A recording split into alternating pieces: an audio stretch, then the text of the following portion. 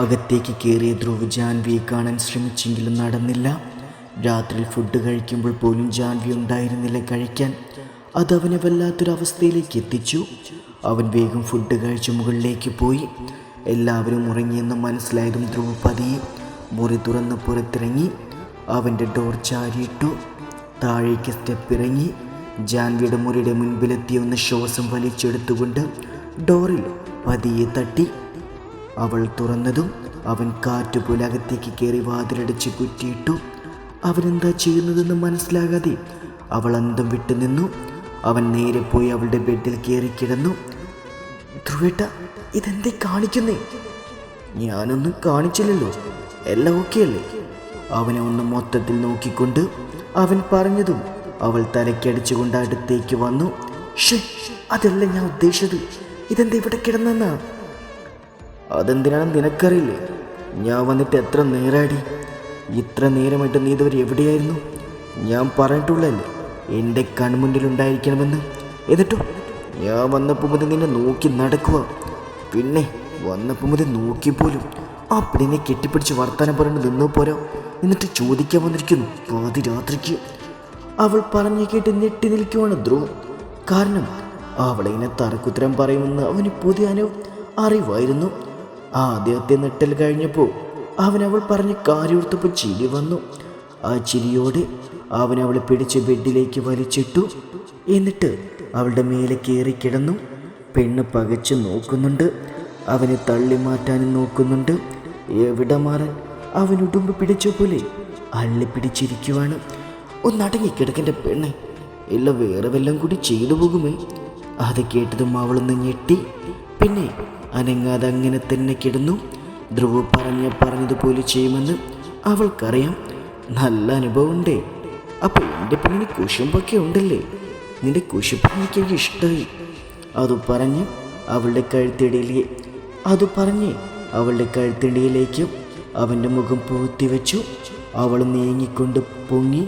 അവളുടെ ഭാവമാറ്റം കണ്ടതും അവനൊന്നുകൂടെ അവളോട് ചേർന്ന് കിടന്നു. ധ്രുവേട്ട, അവൾ വിറച്ചുകൊണ്ട് അവനെ വിളിച്ചു. എണീക്കോ പ്ലീസ്. ഇല്ലല്ലോ. അവനൊന്നോട് അവളിലേക്ക് ചേർന്ന് കിടന്നുകൊണ്ട് പറഞ്ഞു. ധ്രുവേട്ട പ്ലീസ് എനിക്ക് ഇക്കിളിയാവുന്നു. ഇപ്പോഴേ ഇക്കിളെടുക്കാൻ തുടങ്ങിയ ഞാൻ കുറച്ചധികം കഷ്ടപ്പെടുമല്ലോ പെണ്ണെ. അവൻ അവളിൽ നിന്ന് മാറി നേരെ കിടന്നുകൊണ്ട് പറഞ്ഞു. അത് അപ്പോഴല്ലേ? എപ്പോ? അവൻ അവളെ പിടിച്ച് അവനെ നെഞ്ചിലേക്ക് കയറ്റി കിടത്തിക്കൊണ്ട് അവളുടെ കാതിൽ ചുംബിച്ചുകൊണ്ട് പറഞ്ഞതും അവളൊന്ന് പിടഞ്ഞുകൊണ്ട് അവൻ്റെ നെഞ്ചിൽ അമർത്തി കടിച്ചു. കുട്ടിപ്പിശാശേ, ശരിക്കും വേദനിച്ചിട്ടോ? അവനൊന്ന് നെഞ്ചൊഴിഞ്ഞുകൊണ്ട് പറഞ്ഞതും അവൾ കുറുമ്പോട് അവനെ നോക്കിക്കൊണ്ട് പറഞ്ഞു. വേദനിക്കാനാ തന്നത്? ആണോ? എന്നാൽ ഞാനും തരും ഒരു ചെറിയ വേദന. തരട്ടെ? അത് പറഞ്ഞ് അവളുടെ ഷോൾഡറിൽ അവൻ പല്ലുകളായെത്തി. ഞാൻ വിട്ടതല്ലായിരുന്നു, നീയല്ലേ പിന്നെ എന്നെ ഓരോന്ന് ചെയ്യാൻ പ്രേരിപ്പിച്ചത്. അതും പറഞ്ഞ് അവളെ വീണ്ടും ചേർത്ത് പിടിച്ചു കിടന്നു. കുറച്ചു നേരം രണ്ടുപേരൊന്നും മിണ്ടിയില്ല. ആ നിമിഷം ആസ്വദിച്ചങ്ങനെ കിടന്നു. ജാനൂസ്, വേദിയെ ഞാൻ എൻ്റെ പെങ്ങളായിട്ടേ കാണുന്നുള്ളൂ. അവൾക്ക് ഞാൻ അങ്ങനെ തന്നെയാണെന്ന് എൻ്റെ വിശ്വാസം. എനിക്കങ്ങനെ തോന്നുന്നില്ല ധ്രുവേട്ട. എന്തായാലും നിന്നല്ലാതെ വേറെ ആരെയും ഞാൻ കെട്ടില്ല, ആ ഒരു ഉറപ്പ് പോരെ. എന്നാൽ എനിക്ക് പേടിയാ ധ്രുവേട്ട. എന്തിന്? ധ്രുവേട്ടനെ നഷ്ടപ്പെടുമെന്നോർത്ത്.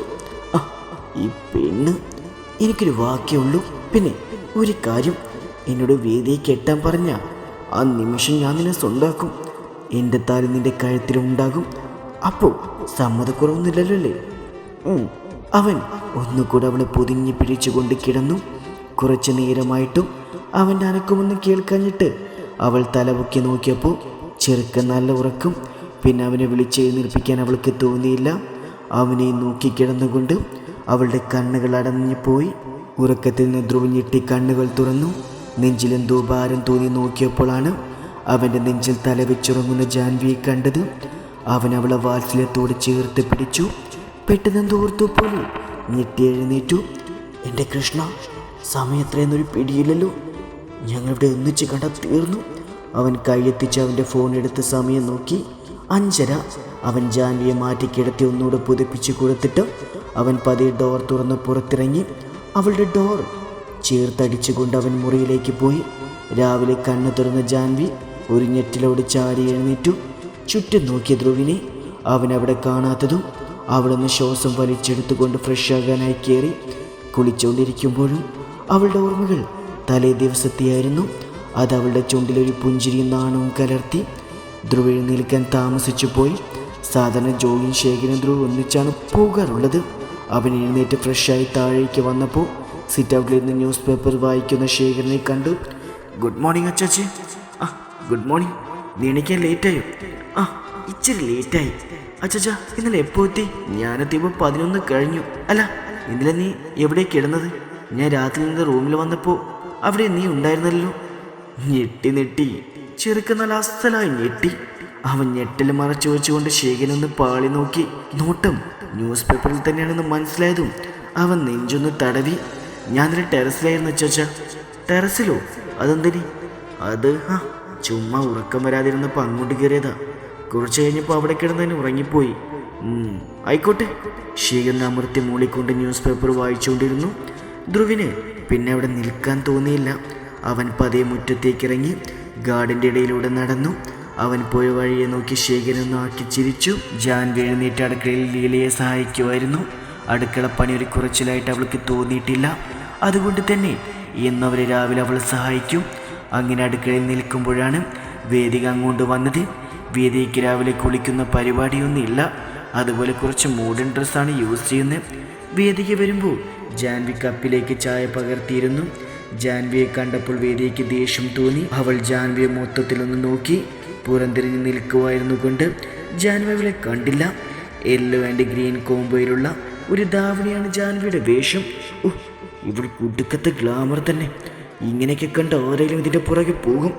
കണ്ണട്ടിനെ പറഞ്ഞിട്ടും കാര്യമില്ല. ഒരു മേക്കപ്പ് പോലും ഇടാതെ ഇവളെങ്ങനെ ഇത്രയും സുന്ദരിയിരിക്കുന്നത്? ജാൻവിയുടെ സൗന്ദര്യം കാണുന്നതനുസരിച്ച് വേദികയിൽ അസൂയയും ദേഷ്യവും നിറച്ചു. ചായ എടുത്തുകൊണ്ട് തിരിഞ്ഞപ്പോഴാണ് വാതിൽ എന്തോ ആലോചന നിൽക്കുന്ന വേദികയെ ജാൻവി കണ്ടത്. അവളുടെ നോട്ടം കണ്ടപ്പോൾ ജാൻവിക്ക് എന്തോ പോലെ തോന്നി. അവൾ വേദികയെ നോക്കി ഒന്ന് ചിരിച്ചെന്ന് വരുത്തി. എന്ന കത്തുന്ന നോട്ടമാണ് അവൾക്ക് തിരികെ കിട്ടിയത്. എനിക്കുള്ള ചായ എന്തേ? ചായ ഇപ്പോൾ വേണോ? കുളിച്ചു വരുമ്പോഴേക്കും പോരെ? വേദികയുടെ കോലം കണ്ടിട്ട് ജാൻവി ചോദിച്ചു. നീ എൻ്റെ കാര്യത്തിൽ കൂടുതൽ ഇടപെടാൻ വരല്ലേ? ഞാൻ കുളിച്ചിട്ട് ചായ കുടിക്കണോ അതോ അത് കഴിഞ്ഞു കുടിക്കണമെന്ന് എൻ്റെ ഇഷ്ടമാണ്. അവളൊരു ശീലാവധി വന്നിരിക്കുന്നു. നീ എത്രയ്ക്ക് അമ്മയും അച്ചാച്ചയും പൊക്കി പിടിച്ചുകൊണ്ട് നടന്നാലും നീ വേലക്കാരി തന്നെയാ. അതൊരിക്കലും മാറുകയില്ല. പിന്നെ നിങ്ങളൊരു കാര്യം കൂടി പറയാനുണ്ട്. ഇനി മേലെ എൻ്റെ കണ്ണെട്ടിൻ്റെ പരിസരത്ത് പോലും നിന്നെ കണ്ടേക്കരുത്. ഞങ്ങളുടെ കല്യാണം ഉണ്ടാകും ഉടനെ, മനസ്സിലാവടി? എല്ലാം കേട്ടപ്പോൾ ജാൻവിക്ക് ചിരിയാമെന്നത്. അവൾ ചിരി കഴിച്ച് പിടിച്ചുകൊണ്ട് കയ്യിലുള്ള ചായക്കപ്പുമായി പുറത്തേക്ക് നടന്നു. ഡി, ഞാൻ നിന്നോടല്ല പറഞ്ഞത്, അതിനും മറുപടി പറയാൻ നിനക്കറിയില്ലേ? കോൾച്ചറസ് ഇഡിയറ്റ്. വേദിക ദേഷ്യം കൊണ്ട് വിറഞ്ഞു തുള്ളി. ജാൻവി ഒന്ന് തിരിഞ്ഞു നോക്കിയൊരു ചിരിയോടെ വേദികയോട് പറഞ്ഞു. ശരി, ഞാനായിട്ട് ധ്രുവട്ടിൻ്റെ അടുത്തായിട്ട് പോയില്ല. പക്ഷേ എൻ്റെ അടുത്തേക്ക് വന്ന ഞാൻ സംസാരിക്കാതിരിക്കില്ല. പിന്നെ ഞാൻ വർക്ക് ചെയ്യുന്ന ഓഫീസിലെ ബോസാണ് ധ്രുവേട്ടൻ. അപ്പം ഞങ്ങൾക്ക് അവിടെ വെച്ച് സംസാരിച്ച് പറ്റൂ. എങ്കിലും ഞാൻ ശ്രമിച്ചേക്കാം. വേദിക ഒന്ന് നോക്കിയിട്ട് ചായം അവൾ പുറത്തേക്ക് ഇറങ്ങി. സമയം കടന്നു പോയി. അവർ ഓഫീസിലേക്ക് പോകാൻ റെഡിയായി. ഇതിനിടയിൽ കാർത്തികയും വേദികയും ജാൻവി ഓരോന്ന് പറഞ്ഞു ചൊറിഞ്ഞു. എന്നാൽ അതൊന്നും അവൾ മൈൻഡ് പോലും ചെയ്തില്ല. രണ്ടെണ്ണവും കണ്ണൻ്റെ പുറകെ തേനൊലിപ്പിച്ച് നടന്നു. കണ്ണൻ ഒഴിവാക്കുന്നതനുസരിച്ച് വീണ്ടും വീണ്ടും പുറകെ വരുന്ന കണ്ടവന് ദേഷ്യം കൺട്രോൾ ചെയ്യാൻ പറ്റിയില്ല. അവൻ്റെ അലർച്ച കേട്ടതും രണ്ടെണ്ണം ജീവനും കൊണ്ടോടി. അങ്ങനെ അവർ ഓഫീസിൽ പോകാൻ റെഡിയായി. White and maroon combo simple kurta. White and maroon combo simple kurta സെറ്റാണ് ജാൻവിയുടെ വേഷം. മുടിയിലൊരു ക്രബ് ഇട്ടിട്ടുണ്ട്. കണ്ണെഴുതിൽ ചെറിയ പൊട്ടും കുത്തിയിട്ടുണ്ട്. കാറിൻ്റെ അടുത്തേക്ക് നടന്നു വന്ന അവളുടെ സൗന്ദര്യം കണ്ട് ധ്രുവ് കണ്ണെടുക്കാതെ അവളെ നോക്കി നിന്നു. ധ്രുവിനെ ചുറ്റിപ്പറ്റുന്ന വേദികയുടെയും കാർത്തികയുടെയും അവസ്ഥ മറിച്ചില്ലായിരുന്നു. ജാൻവി കാണുമ്പോഴുള്ള ധ്രുവിൻ്റെ കണ്ണുകളുടെ തിളക്കം അവരെ രണ്ടുപേരെയും തളർത്തി. ധ്രുവ് കാർ സ്റ്റാർട്ട് ചെയ്തു. ജാൻവി കോ ഡ്രൈവർ സീറ്റിലിരുന്നു. അവരുടെ കാർ കണ്ണിൽ നിന്നും മറയുന്നത് വരെ അങ്ങനെ നിന്നു. ശിലകണക്കിന്. കാർത്തിക ദേഷ്യം സഹിക്കാൻ വയ്യാതെ മുൻപിൽ കണ്ട ചെടിച്ചട്ടി ചവിട്ടി താഴെയിട്ടുകൊണ്ട് ചവിട്ടി തുള്ളി അകത്തേക്ക് കയറിപ്പോയി. അവൾ പോകുന്ന നോക്കിക്കൊണ്ട് വേദിക പുറത്തേക്കിറങ്ങി. വീടിൻ്റെ സൈഡിലൂടെ ഒരു ഇടവഴിയുണ്ട്. അത് ചെന്നെത്തുന്ന ഒരു കുളത്തിലേക്കാണ്. വേദിക്ക് സ്ഥലങ്ങളെല്ലാം നന്നായി അറിയാമായിരുന്നു. അവിടെ നിന്ന് തന്നെയായിരുന്നല്ലോ പഠിച്ചതൊക്കെ. വേദിക നടന്ന കുളത്തിൻ്റെ അടുത്തെത്തി അവിടെയുള്ള പടവുകളിലിരുന്നു. അവളുടെ മനസ്സ് കലങ്ങി മറിയുകയായിരുന്നു. എങ്ങനെ ജാൻവിയെ ധ്രുവിൽ നിന്ന് അകറ്റാം എന്നായിരുന്നു അവൾ ആലോചിച്ച് മുഴുവനും. കണ്ണിട്ട് ഞാൻ ചതിക്കപ്പെടുവാണെന്ന് തോന്നിയ പിന്നെ ഒരിക്കലും ആളെ സ്നേഹിക്കാനാവില്ല. യെസ്, അത് തന്നെ, അതാണ് ചെയ്യേണ്ടത്. പക്ഷെ എങ്ങനെ? വരുന്നതും പോകുന്നതെല്ലാം കണ്ണിട്ടിൻ്റെ കൂടെ അല്ലേ? പിന്നെ എന്ത് ചെയ്യും? എന്തായാലും അവളുടെ പാസ്റ്റ് അറിയണം. അവളിവിടെ നിൽക്കണമെങ്കിൽ ഒരു പാസ്റ്റ് ഉണ്ടാകുമല്ലോ, അത് കണ്ടുപിടിക്കണം. ചിലപ്പോൾ പ്രിയമ്മയ്ക്ക് അറിയായിരിക്കും. ചോദിച്ചിട്ട് തന്നെ കാര്യം. വേദിക അവിടെ നിന്ന് എഴുന്നേറ്റ് വീട്ടിലേക്ക് നടന്നു. വീട്ടിൽ ചെന്നയുടനെ പ്രിയയുടെ മുറിയിലേക്കാണ് ചെന്നത്.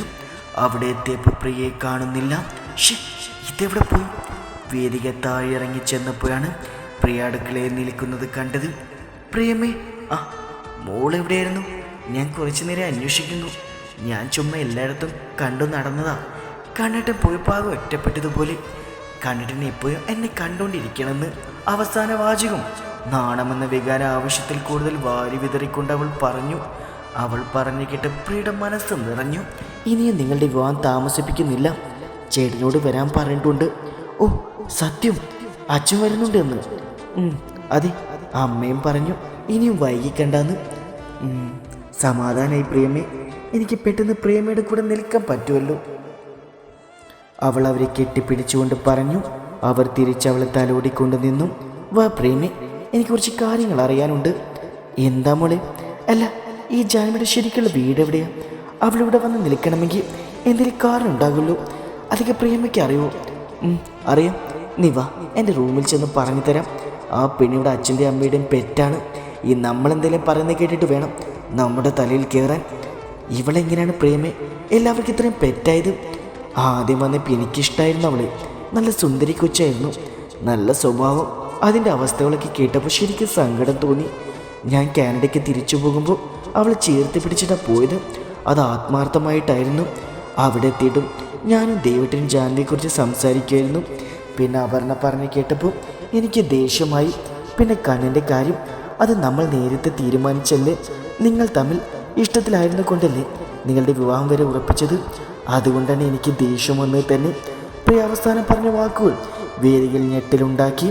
ഇഷ്ടം എനിക്ക് മാത്രമേ ഉള്ളൂ എന്നിവർ അറിഞ്ഞ എങ്ങനെ പ്രതികരിക്കും? ഈശ്വര, ആ പണ്ടാര ജാൻവി വന്നില്ലായിരുന്നെങ്കിൽ എന്തായാലും കണ്ണിട്ട് എന്നെ സ്വീകരിച്ചേനെ. ഇതിപ്പോൾ മോളെ, നീ ഇത് ഏത് ലോകത്താ? ഞാൻ പറയുന്നത് നീ കേൾക്കുന്നില്ലേ? ഞാൻ എന്താ ആലോചിച്ചിരുന്നു പോയി. പ്രേമ എന്താ പറഞ്ഞു? ഞാൻ അവളെ പറ്റി പറഞ്ഞതാ. എന്തായാലും നിങ്ങളുടെ കല്യാണം പെട്ടെന്ന് നടക്കണം. കണ്ണിനിപ്പോൾ എല്ലാത്തിനും ജാൻവി വേണമെന്ന് തോന്നി. അത് വേറൊന്നും കൊണ്ടാവില്ല. അവർ ഒന്നിച്ചല്ലേ വർക്ക് ചെയ്യുന്നത്. പിന്നെ അവൾ ബ്രില്യൻ്റാണ്, വർക്ക് എഫിഷ്യൻ്റാണ്, നന്നായി പഠിക്കും, നല്ല മാർക്കൊക്കെ ഉണ്ട്. ഞാനവിടെ സർട്ടിഫിക്കറ്റൊക്കെ കണ്ടിരുന്നു. അവൾ ഹയർ സ്റ്റഡീസിന് വേണ്ടി പ്രിപ്പയർ ചെയ്യുന്നുണ്ട്. പ്രേമെ, അവളിവിടെ വന്ന് നിൽക്കാനുള്ള കാരണം പറഞ്ഞില്ല. പ്രിയ എല്ലാ കാര്യങ്ങളും പറയാൻ തുടങ്ങി. സേതസ്യമ്മയെക്കുറിച്ചും പിന്നെ സുദേവ് പിടിച്ചുകൊണ്ട് പോയതും ഉപദ്രവിക്കാൻ നോക്കിയതും എല്ലാം പറഞ്ഞു കൊടുത്തു. അത് കേട്ടപ്പോൾ ദേവിക്ക് സന്തോഷമായി. തേടിയത് അവൾക്ക് കിട്ടി എന്ന സന്തോഷം.